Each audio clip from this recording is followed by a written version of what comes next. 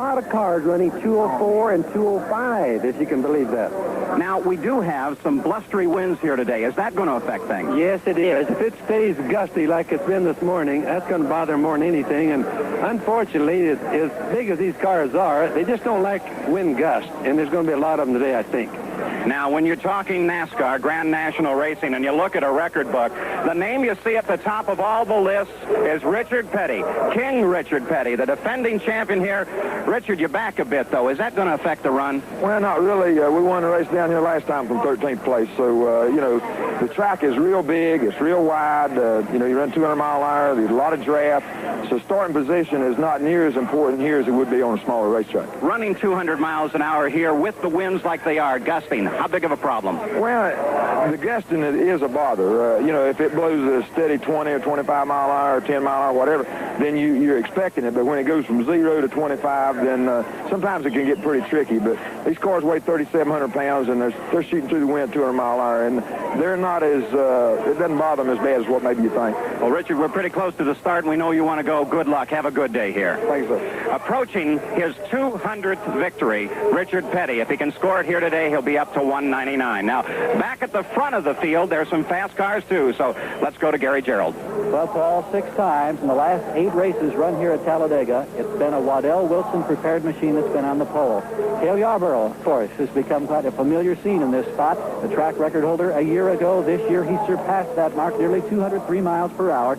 Waddell and the Lanier Lundy crew come up with just a beautiful piece of racing equipment every time, it seems, Cale. Well, they sure do. Waddell, I guess, and, you know, the entire Hardee's racing team are probably the most dedicated racing team that I've ever had anything to do with, and it shows. When we go to the racetrack, we're ready to race.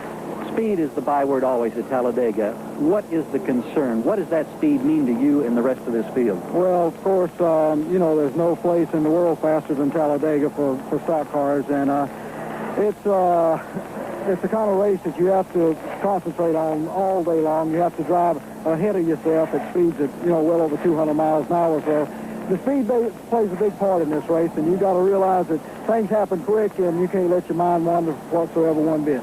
Has the time come to take efforts to curtail the speed? Well, it would suit me if we slow the cars down some. You know, I think it would be much better competition if I could race against other competitors instead against the racetrack all day, and I think that's what it's gotten to now. So I think for better racing, it would be better for the spectators if we slow it down a little bit. Well, it's been 6 years since Cale Yarborough was in victory lane at Talladega, but he's the man they're all shooting for now as we get set for 500 miles. Now, there's another man back in the field about 4 rows that's been victorious here on 4 different occasions. He's now with Bruce Jenner. Thank you, Gary. And with me, Darrell Waltrip. Now, Darrell, let's get this straight. You started your NASCAR career here in Talladega back in 1972. You've won 4 times here. It ties for the most wins ever on this track. This year, you've already got 2 wins on the circuit. You're leading in the points. You're leading in the money. You must be very optimistic about this race. Well, those are all the things you try to do in a season, you know. You try to be the best that you can be, and hopefully you're a little bit better than everybody else. I've always strived for perfection. I haven't had a perfect year yet, so I'm going to keep on striving. Okay, you're in row 5. Any concerns, and especially this being such a long race? Well, I don't want to fall back any. There's a few cars in behind me, rookie drivers that qualified really well. Most of the cars ahead of me are veterans, so I'd like to work my way into that group somewhere and just settle down and race for a little while, ride for a little while. Take the lead if I could. That'd be ideal.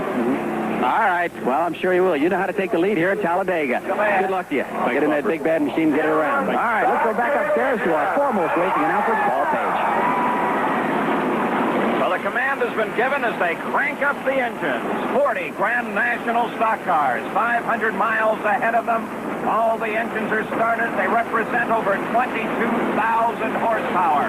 And when Cale Yarborough qualified for the pole, at better than 200 miles an hour, he was the 200th racing car to qualify at that speed of over 200. They pull away. The field is clear, and we'll be back for the start. We're back at Talladega, and here's the lineup for the Alabama Talladega 500. The front row on the pole, Cale Yarborough at number 28, Bill Elliott alongside. The second row, 44, Terry Labonte, and Benny Parsons in 55 on the outside. The third row, Dale Earnhardt on the inside in 3, number 16, David Pearson on the outside. The fourth row, Buddy Baker in 21 on the inside, Jeff Bodine is alongside. The fifth row is Darrell Waltrip and Ricky Rudd. The 6th row, Harry Ganton, Lake Speed, Richard Petty and Bobby Allison make up the 7th row, and Neil Bonnet is on the inside of the 8th row. Bill Parsons is back in the 11th row. Remember, he was in a serious accident here a year ago.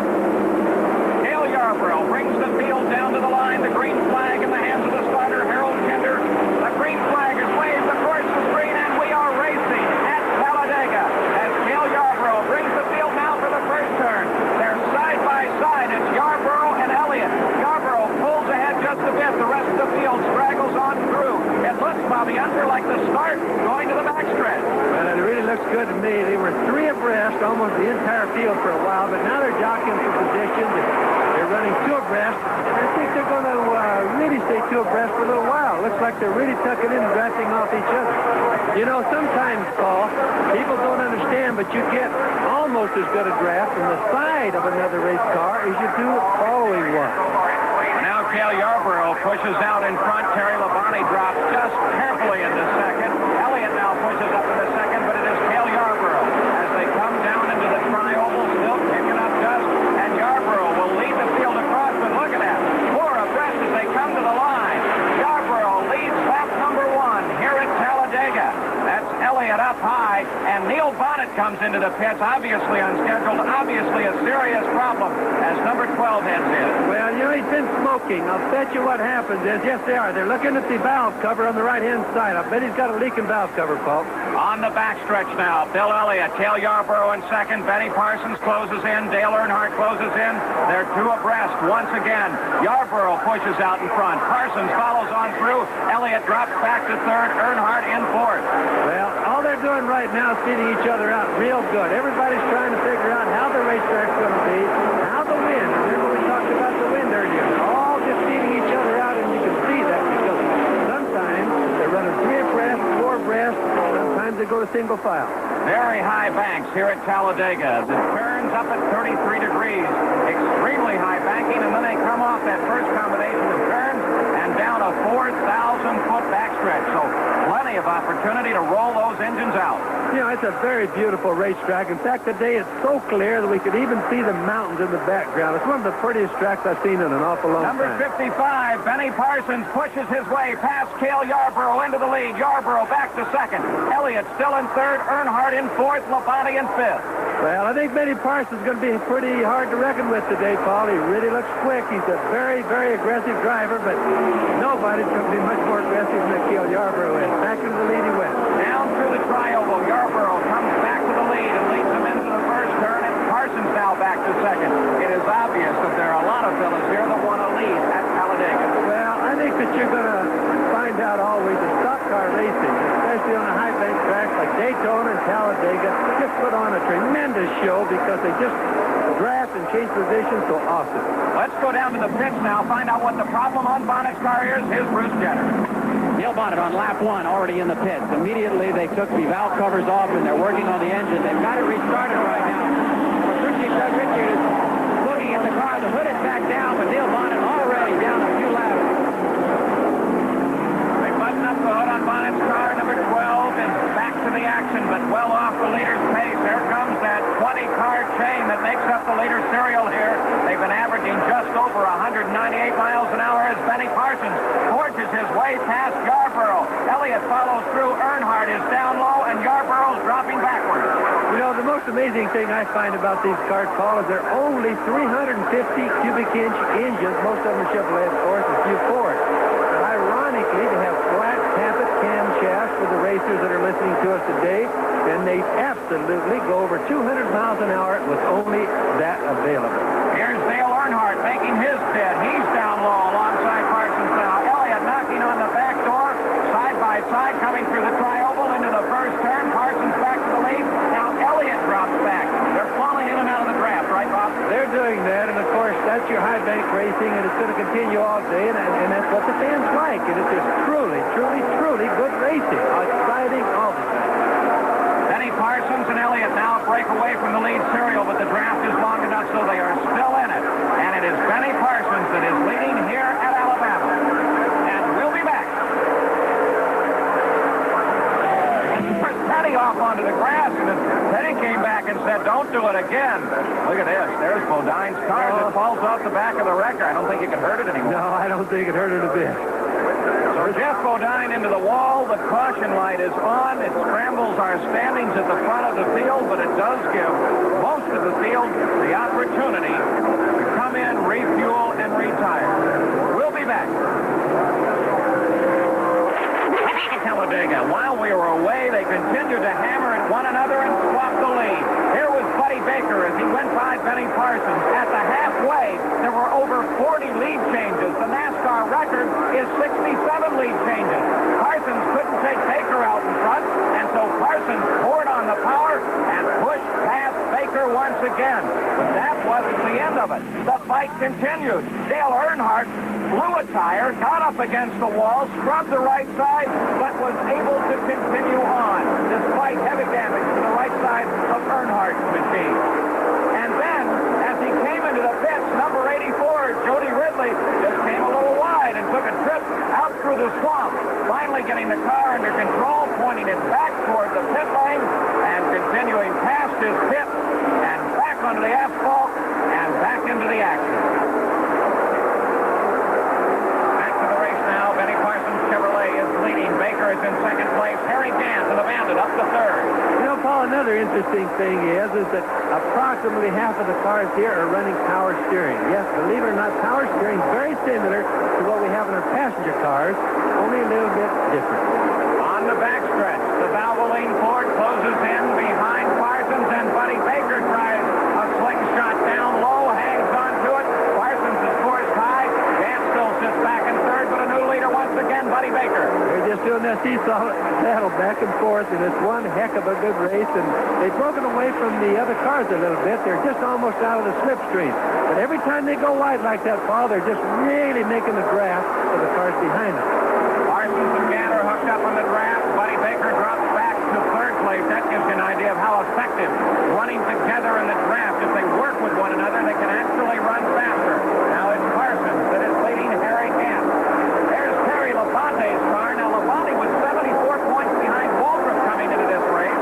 He had a chance to take over when Waltrip fell out, but now apparently a serious problem with Labonte as well. Well, that certainly puts him out of the point chase for right now, but he'll be back in, and he's a good driver, very capable, good car. Harry Gant right behind Benny Parsons. Earlier, we talked about that accident with Jeff Bodine. He's been in the hospital for some time now. Bruce Jenner is close by. Let's go down to Bruce by the hospital.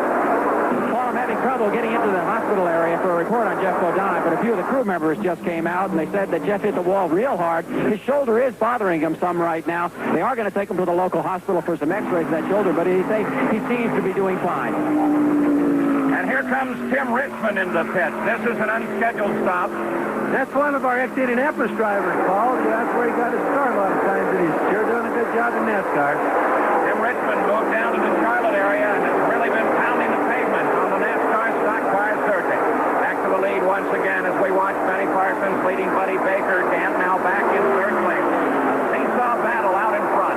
Well, you notice that they're starting to close up, though. Of course, everybody's spread apart a little bit right now, but they're starting to break the draft a little bit right now. Benny Parsons taking the high line onto the backstretch. Buddy Baker falls back. Still plenty of room to have effective draft for all three cars running on the front serial. Coming past the slower car down in the scoring. And Buddy Baker once again on a try with Parsons. Once again, he gets it done. I'll bet you those guys in the back are really hoping for a yellow flag, because these three guys are teaming up, as you mentioned earlier, and they are breaking away from the rest of the field. Right now is when they're looking for yellow. The other cars, I mean. Just a wonderful race at the front, and indeed, Bobby Unser, they are carrying themselves well away from the cars. They're approaching Richard Petty as they're lapping cars all around the circuit. Buddy Baker, Parsons, and Harry Gant. Well, they're all working together, and of course, if they stay that way, it'll be good for them. And there is Cale Yarborough running about 5th place right now, but he is beginning to close down on this lead serial. Baker, Parsons, and Gant. We'll be right back. Back at Talladega, Paul Page with Bobby Unser, Gary Gerald, and Bruce Jenner. When we left here, the leaders were fairly strung out. Now they're running back together again. Buddy Baker, Benny Parsons, Harry Gant. Cale Yarborough has literally driven up to join the leaders, and Bill Elliott is sitting in 5th place. Richard Petty running with the leaders as well. He is in 9th place and running one that was really, really interesting because Cale was totally out of the draft of all those lead cars just a little while back, and he just drove through all of that clean air right into the draft. That was amazing. Harry Gant comes around Benny Parsons for second place. Now on that long back stretch, Gant picks up the draft off of Baker, and Gant screams past Baker. Parsons comes down low. Can Parsons pick up second? Harry Gant is in the lead. Let's go to the pits for this report from Gary Gerald. Well, we've been checking up and down the pit line with various crews. It looks like Parsons and Baker are going to have to pit for fuel. Yarborough, Gant, Allison, Elliott all think they're okay, although a couple of crew chiefs said it may be very close if they can make it to the finish. So those fuel calculations by the crew chiefs are in command of the race at this moment as Cale Yarborough now moves into third place. Buddy Baker is out in front. Gant is second as they continue to change the lead constantly. We're running for a NASCAR record here in one very fast 500 at Talladega. Gant taking the roll on Buddy Baker as the Bandit comes past. Again, he's handling wonderfully up in the north end. Gant picks up the lead. Baker in second. Cale Yarborough and the Hardy Chevrolet continues to watch. But fuel calculations, now the key story. When will they stop? They all desperately need a yellow. Cale Yarborough might be able to make it to the end, but several other drivers must make a stop. As we come out of the dry oval, it's Harry Gant and Buddy Baker. Yarborough in third. Parsons back and forth. Gant takes the high line. Gant out alongside Baker. Drifts low, almost touches Baker. Stays away. It is still Gant out in front. Baker holding on down low. Yarborough in third. 4,000 feet of backstretch ahead. They almost touch door handles once again. A drag race between Gant and Baker. Gant pulls ahead, picking up an advantage of the draft off of Yarborough, but Benny Parsons comes by and drops into second place.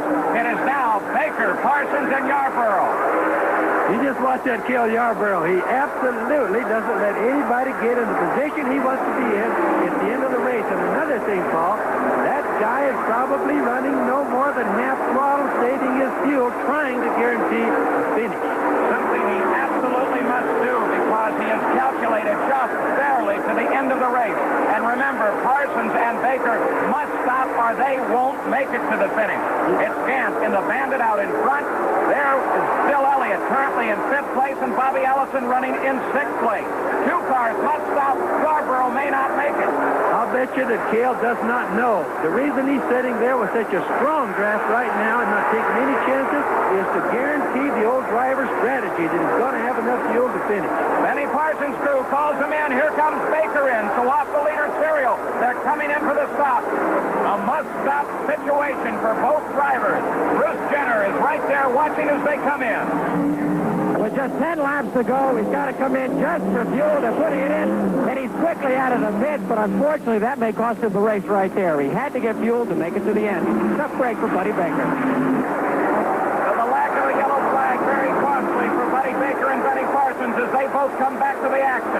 Harry Gant chased by Cale Yarborough, but remember, Yarborough may have to stop as well. Let's get a full report on that situation now by going to Yarborough's pit. Here's Gary.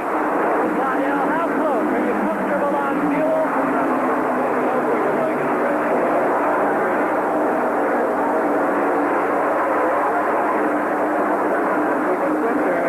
We should be able to just make it to the start finish line. Maybe have a figure. All right, thank you.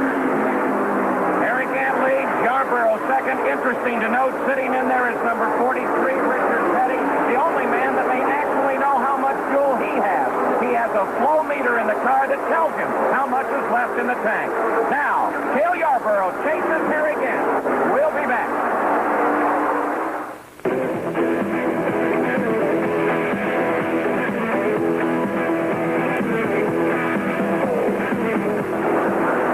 We're back. The leader is Harry Gant, being chased by Cale Yarborough. Gant, 3 Grand National wins in the history, looking for number 4. 2 of his wins have come on super speedways, but he's got a problem right behind him named Cale Yarborough. You know, that Cale Yarborough, Paul, reminds me of a wolf stalking his prey. There's not a way in the world, if he doesn't run out of fuel, that guy's going to lose this race. And I'll guarantee you he's plenty worried about that fuel.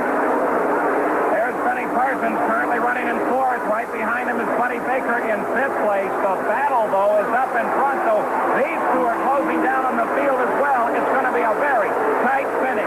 But all Gant can see when he looks up in the rearview mirror is that big number 28 on the Hardy Chevrolet. All he's saying is, gee whiz, I wish that kid would run out of fuel, because I'm in a heap of hurt if he doesn't. Well, that is a question mark, of course. Can Cale Yarborough make it to the finish?